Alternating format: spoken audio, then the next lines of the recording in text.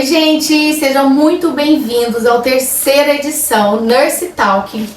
Um momento de conexões, de divisões, de ideias e grandes profissionais. E hoje nós convidamos a doutora Carla, ela que é fisioterapeuta neuropediátrica. Gente, vou passar a palavra para você ver que tamanho que é essa pessoa, não é verdade? Muito obrigada pela presença. No meu que eu te agradeço pelo convite. Fiquei muito honrada de fazer parte aqui dessa terceira edição. Né? Vou tomar que eu acrescente bastante aqui para vocês. Eu tenho certeza. Me conta uma coisa, eu falo, você é fundadora da Instituto Isla, mas ele tem mais complemento, não é Isla, né? Lá tá escrito Isla na logo. É Instituto de Saúde Luiz Azevedo, o nome da clínica. E esse nome veio de onde? Veio da minha filhinha. O Isla foi criado, né, em homenagem à minha filha, que faleceu aos 6 meses. Ela tinha uma alteração genética severa, trissomia do cromossomo 18, que é síndrome de Edwards. Aí ela viveu 6 meses. Né? Rara. Né? Rara. Geralmente 1 para 6 mil nascidos vivos. Né? E aí ela é uma síndrome severa, com bastante comprometimentos, e ela viveu 6 meses e deixou um legado aí pra gente. Então não existiu o instituto. Você era Não fisioterapeuta. Era fisioterapeuta. E quando isso tudo aconteceu, e aí vocês... Vocês, eu digo porque eu vi que é você e seu marido. É isso mesmo, tô certo, gente. Ela e o marido dela, fundador do instituto. Nós dois somos fundadores, isso. Coisa boa. E aí eu preparei algumas perguntas, pode ser? Pode. Vamos lá. Doutora Carla, me conta aqui, o que levou você a escolher a fisioterapia neuropediátrica, né, como área de atuação? Porque a gente já estava entrando nesse assunto, já estava entrando. Me conta um pouquinho. Então, foi a Luísa mesmo que nos inspirou, né? Quando a Luísa estava internada e depois ela recebeu alta, ficou 40 dias em casa conosco, eu senti essa necessidade de fazer intervenção com ela. E eu conhecia pouco de intervenção precoce, porque até então eu atendia adultos. Eu era fisioterapeuta, mas atendia adultos. E aí eu comecei a estudar com ela ainda. Aí eu estudava, lia livros, eu fazia com ela em casa. Você aprofundou mais, né? Aí eu fui aprofundando, né? E assim, infelizmente a Luísa voltou pro céu, né? A gente fala, virou estrelinha. E eu continuei esse legado a partir das outras crianças. Eu queria deixar uma coisa marcada com o nome dela, porque ela transformou muito a gente, né? Ela foi assim, uma inspiração de amor, de cuidado, de carinho. E de tudo que vocês desenvolveram, né? Que é o Instituto. E aí em nome a ela. Aí a gente... Que linda a história. Eu vi que vocês não atendem só criança. Atende adultos e idosos também? É porque o meu marido atende adultos e idosos, né? Que a especialidade dele é saúde mental e atendimento em neurologia de adulto. Mas no mesmo instituto? No mesmo instituto. Então, gente, olha só. Então, ali eles atendem. O marido atende, né, a parte adulta, que é muito interessante. Sim. É algo que a gente precisa muito, principalmente idosos, né? E os idosos, a própria família que a gente acolhe, né? Vem com crianças também que demanda muita atenção, e às vezes os pais estão também bastante já depressivos, ansiosos, e aí ele cuida dos pais, eu cuido das crianças. E você cuida da família toda. A família toda. Carla, me conta outra coisa. Olha aqui, ó. Como uma intervenção precoce pode mudar o futuro de uma criança com atraso no desenvolvimento? Certo. Os primeiros anos de vida da criança, ela cria muitas conexões cerebrais, né, que a gente chama de neuroplasticidade. Isso vai desenvolvendo com o tempo, é isso? Os primeiros anos é muito intensa, principalmente os primeiros meses, né? Então é um período que a gente chama de janela de oportunidade, justamente por essa neuroplasticidade ser muito intensa. Então o aprendizado da criança, né, ele é rápido, dentro desses 2 primeiros anos de vida.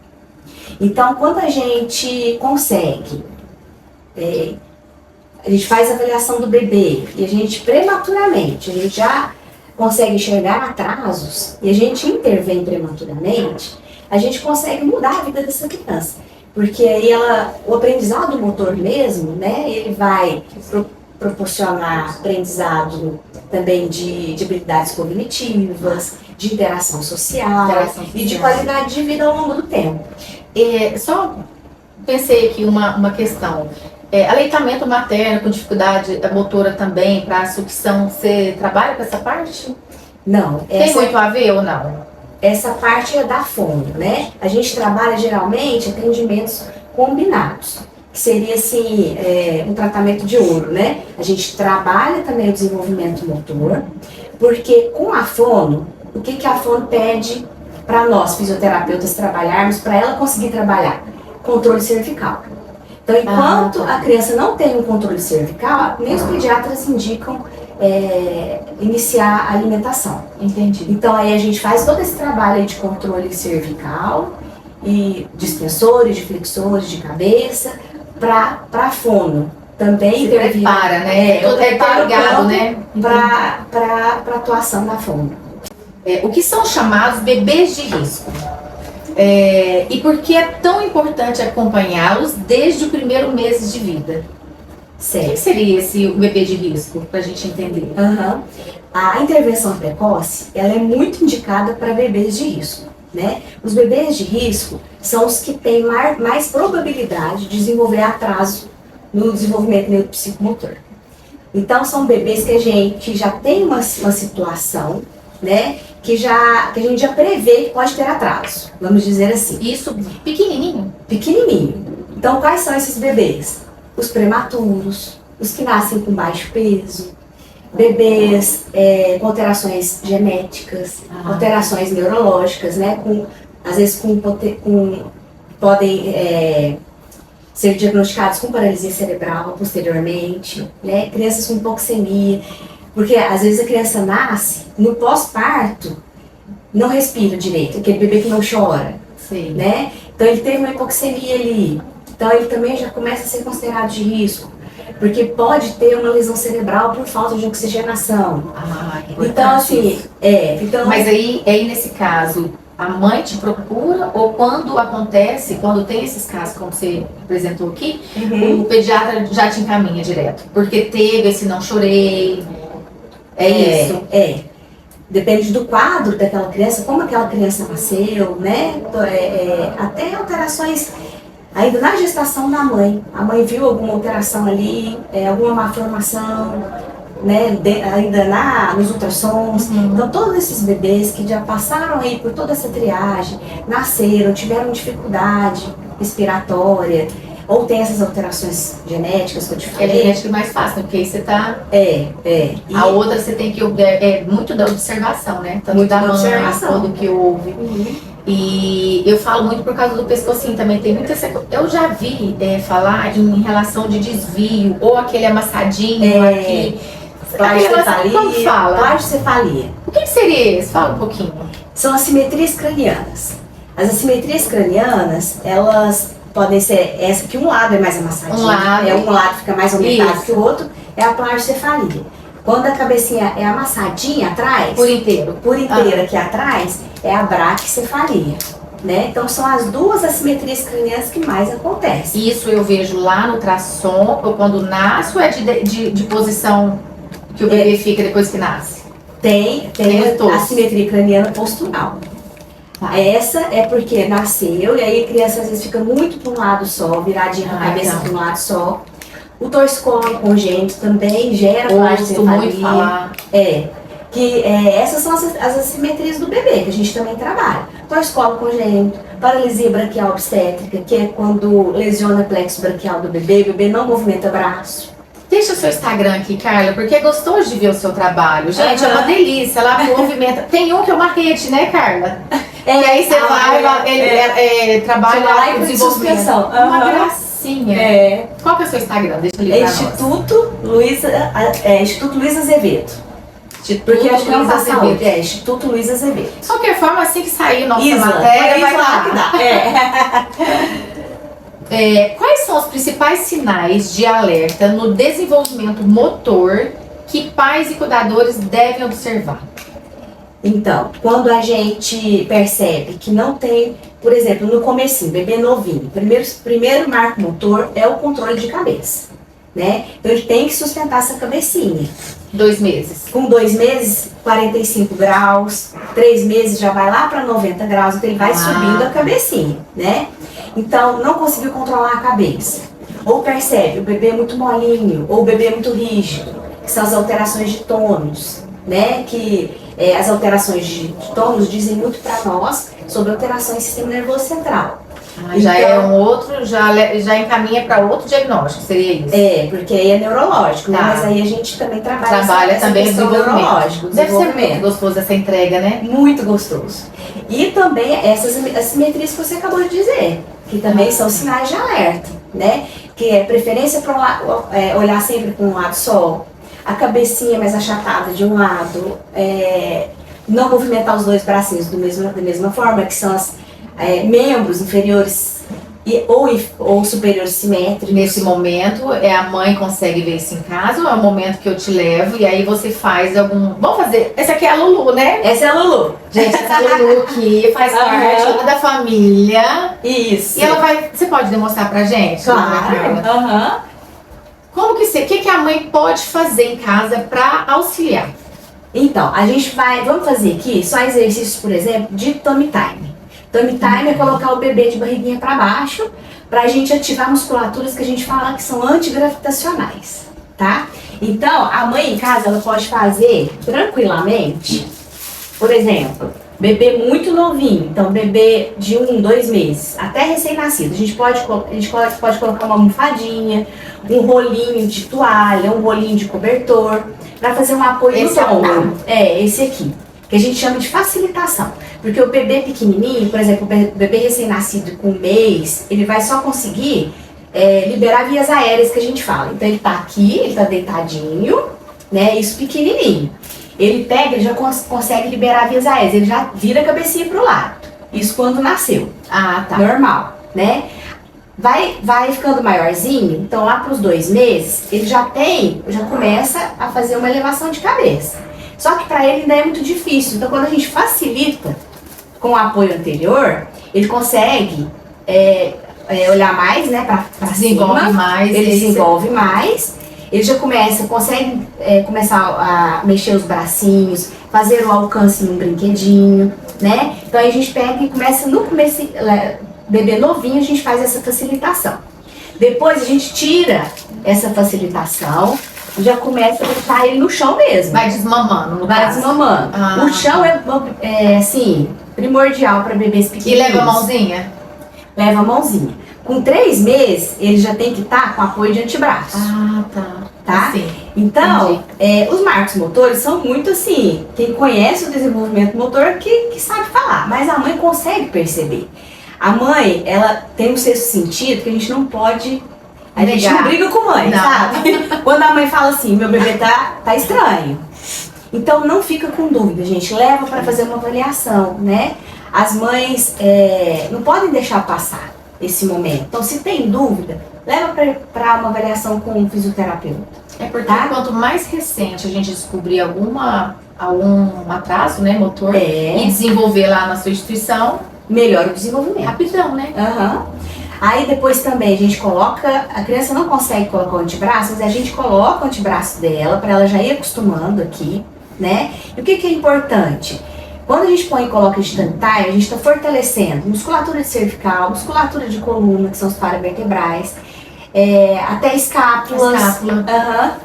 E desenvolve concentração, porque ele está aqui brincando.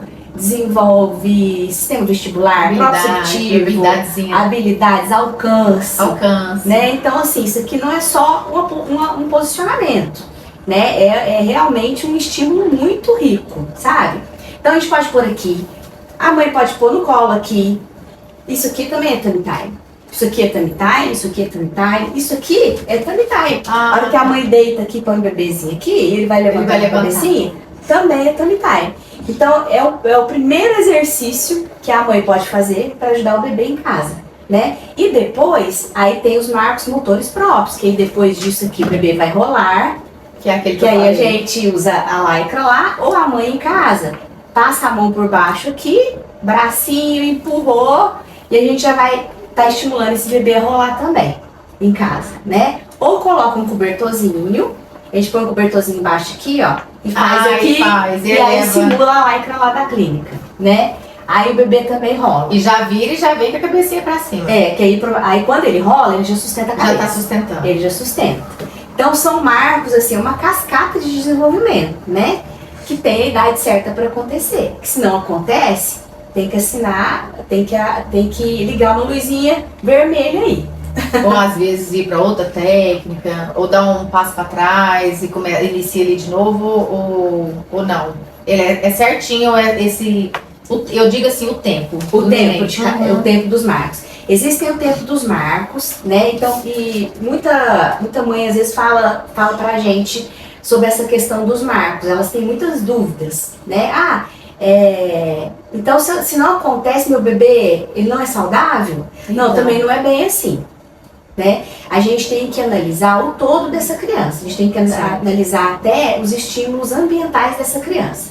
Se é uma criança aqui em casa, ela fica muito na cadeirinha, fica não muito estímulo, né? Deitadinha, não tem estímulo, obviamente ela não tem...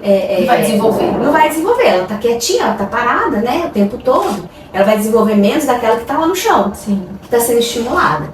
Então a gente precisa ver fatores ambientais dessa criança, a gente precisa ver em que situações, né, fazer a anamnese, em que situações ela nasceu, pra gente aí juntar as peças e ver se realmente a criança tem um atraso. E qual que é o melhor qual é o melhor tratamento dela. Uhum. A título de curiosidade, esse trabalho é dentro da instituição ou teve alguns casos que você teve que fazer fora? Ou não tem esse trabalho? Ou em domicílio, ou no hospital, alguma coisa nesse sentido, não? Sim.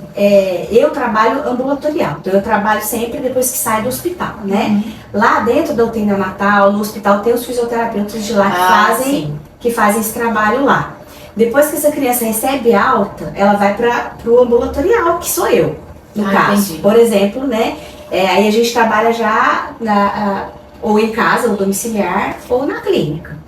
Quando o bebê está muito sensível, que a mãe fala, olha, eu tô com medo de tirá-lo de casa. Porque tem bebês com traque, com gastrostomia. A minha menininha tinha traqueostomia, tinha gastrostomia, e é muito difícil tirar esse bebê de casa. Então geralmente a mãe pede, olha, você não consegue começar a atendê-lo aqui até ele ficar melhor? Aí eu vou, né? É aquela parte humanizada que tanto a gente fala hoje no atendimento, né? Exato. Uhum. É porque bate uma insegurança mesmo. Ô Calice, tudo que você tá me falando, às vezes eu vejo algumas mãezinhas com medo, porque eu trabalho com criança também, né? E aí o meu trabalho é manusear ali a orelhinha, às vezes eu pego, não gosto muito de fazer a mãe segurando, né, por um cuidado meu, mas quando precisa eu faço com toda a segurança, mas assim, eu vejo que eles estão cuidado, pai com a cabecinha, cuidado, então assim... Às vezes não pode, né, ficar com esse cuidado tanto, porque eu falo que neném é tão forte. Eu lembro quando os meus filhos nasceram, foi tomar banho lá, porque antigamente, viu gente, porque aqui é antigamente. Tomar banho lá naquele chuveirinho, hoje não, né, tem o tempo de ouro, né, que eles falam, então não toma banho em 24 horas, não é isso? Hoje em dia toma banho depois de 24 horas, né? O meu não. E aí foram lá dar banho no meu filho daquele jeito, e virando para um lado, virando para o outro. Meu marido ficou desesperado atrás do vidro ali na espera. E, então a gente vê isso hoje, né? As crianças são bem desenvolvidas. Eu vejo que hoje elas têm um comportamento diferente, né? Mais durinha. Mas mesmo assim os pais têm medo, não tem? E na hora que vê você trabalhando, fica aquele olhão assim, segurança ou não? Fica. Não ficam? Porque a gente vira pro lado, o pescocinho, ficar ali tentando. Aí tá a importância da gente trazer a família, né? Acolher a família e explicar o que eu tô fazendo. E aí eles ficam muito seguros. É muito ruim a família chegar, ficar olhando e não entender nada do que você tá fazendo. Então assim, eu vou fazendo um passo a passo mesmo. Né? Olha, agora eu vou avaliar isso, eu vou avaliar aquilo, e depois quando eu tô fazendo já a intervenção, olha, agora a gente vai fortalecer cervical, aqui a gente tá estimulando o rolar, pode ficar despreocupado, se chorar eu te entrego pros pais. Eu não gosto de trabalhar com criança chorando, isso é meu, Tá né? certo. Até porque a criança não se envolve na terapia, e eu trabalho brincando, tudo é brincando, então às vezes o bebê nem percebe que a gente tá fazendo fisioterapia com ele. Então eu tô ali sempre com um brinquedinho na frente, gargalhadinha, a gente dança, a gente canta, É né? gostoso, né? É Eu a falo coisa que é o mais, tempo. coisa mais gostosa. Nos meus atendimentos também eu falo que o tempo é do neném. O tempo é do bebê. Não adianta a gente colocar aí um tempo. A gente tem Porque que... às vezes nem todas as vezes acontece, né? Não. Por conta disso, às vezes o pai tá inseguro, ou a mãe, ou às vezes você vai brincar de uma forma, você vai estimular mais. Então, assim, volta, às vezes, com aquele estímulo que você iniciou, vai de novo. Então, assim, eu falo que esse atendimento nosso com criança é o tempo da criança. É o tempo da criança. É o envolver a mãe, a família toda e... a gente tem que pegar, no atendimento, eu tenho muito assim que ter essa percepção do que a criança gosta. Eu tento uma coisa, eu tento outra, até a gente achar, isso ela gosta de fazer. É com isso que eu vou estimular. Então, aí a criança realmente começa a brincar, né? E, por exemplo, às vezes a criança se estranha muito também na hora que eu pego, porque é pequenininha. Sim. Aí eu faço o que eu chamo de pareamento. Eu começo a brincar com a mãe junto. Então eu brinco com a mãe junto comigo e aos poucos a mãe vai afastando. Aí logo a criança já vai acostumando comigo. E aí eu consigo trabalhar muito bem, consigo explicar para os pais entendem direitinho, as crianças evoluem e os pais ficam felizes. Carla, e dentro dos seus clientes, qual que você tem com a maior idade? Eu vi que você tá com uma mocinha. Tenho, eu tenho. E uma gracinha, vocês cantaram uma música que tá na moda, né, da chaleira. Que ela uma tem gracinha. paralisia cerebral, né? Ela deve adorar aí, né? Vai com um passeio. A gente brinca bastante. Ela é assim, docinha, ela evoluiu muito. Ela tem 8 anos. Mas eu tenho pacientes que eles estão comigo, um paciente que está comigo desde os 14 anos, e hoje ele está com 18. Olha. E como a gente criou muito vínculo, ele não quer ir para o fisioterapeuta. Ele quer lá na idade. Na então, isla. Ele continua comigo. Ele lá na da Carla. Mas, assim, é exceção, né? O meu foco hoje mais é realmente bebês. São os bebês. Bebês e a paralisia cerebral também, né? E alterações, assim, em crianças neurodivergentes com alterações genéticas e neurológicas. A minha preferência é realmente até hoje. 12 anos, mais ou menos. Doutora Carla, o seu trabalho vai além da reabilitação, né? Qual é, assim, sua maior missão quando recebe uma criança no consultório? A minha maior missão é justamente enxergar a criança além do diagnóstico. Porque nossas crianças, elas são muito mais capazes do que a gente pode imaginar. Às vezes elas não falam, às vezes elas são muito comprometidas, a parte motora é muito comprometida, igual a Rihanna, que a gente falou dela, né? Mas quando a gente começa a incitar o cognitivo, sabe? Elas começam a responder. Por exemplo, eu estou treinando com ela a comunicação. Então eu tenho 2 botões, que um eu falo para ela que é sim, outro eu falo para ela que é não, né? E ensinando ela a movimentar esse bracinho em direção ao botão. A mãe jamais pensou que ela podia ser capaz, assim, de responder, né, a esse tipo de estímulo intencional. Estímulo intencional. E ela começou a responder. Então, a gente tem que ver realmente além do diagnóstico. A gente tem que enxergar capacidades. Muito mais, a gente tem que enxergar mais capacidades do que deficiências. Entendi. Né? E esse é o porque é uma entrega, né? E tanto que é gostoso, até a alegria da mãe, a sua, nossa mesmo como profissional, né? Desse alcance que talvez nem a mãe acreditava. É uma satisfação pessoal, assim, uma realização profissional e pessoal que acho que é difícil encontrar em outra profissão. Nós temos um momento aqui, café com a Nurse. 3 perguntinhas, bate e volta, vamos? Vamos!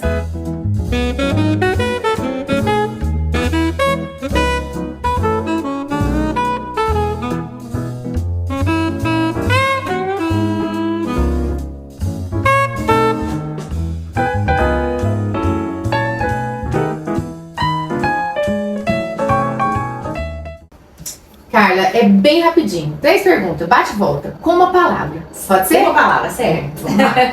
Uma palavra que define neuropediatria. Transformação. Uma palavra que representa a sua instituição. Acolhimento. Acolhimento. Uma palavra que resume a sua missão como fisioterapeuta. Amor. uma palavra que mostra esse momento nosso agora. Satisfação. Vamos brindar com um cafezinho? Bora? Bora. Tá bom demais. Gostoso, não é? Bom, antes de tudo, além do nosso cafezinho gostoso, né, que é a Nossa, melhor muito mais. parte Melhor parte. e o bate-volta, eu preciso agradecer o nosso patrocinador oficial, Café do Produtor, e hoje, da terceira edição, o nosso patrocinador, a Cepil Laser, centro de depilação de alta complexidade, de grandes aparelhos, e também eles tratam outros procedimentos estéticos. Cepil Laser. Carlinha, muitíssimo obrigada com a sua presença. Oh, meu bem, muito, eu te muito agradeço. mesmo. Que delícia que foi. Leve, Foi ótimo gostoso. mesmo. Entender um pouquinho desse mundo seu maravilhoso, que é lindo, né? É um trabalho muito bonito. E, meu, muito obrigada. Nossa, meu Deus, eu que te agradeço por poder estar falando, né, sobre o meu trabalho e nesse processo aí também de alertar as mães e certeza. prestar atenção no desenvolvimento. É porque às vezes a gente não presta atenção, né? Aham. E aí depois fica tarde. Fica E isso é o que a gente falou, aquela insegurança, gente, que a gente tá falando lá no início, né? Quase Aham. começando de novo. No início, que às vezes os pais têm morre de medo do movimento. Aham. Não tem medo. Deixa movimentar, Deixa não tenha movimentar. medo. Leva pra doutora Carla que ela dá conta. Não é não? Opa! Bem, muito obrigada. Eu te agradeço, bem. Deus abençoe Amém. sempre as suas mãos, seu Deus te trabalho, abençoe também. né? E seu espaço. Obrigada. Obrigada, gente.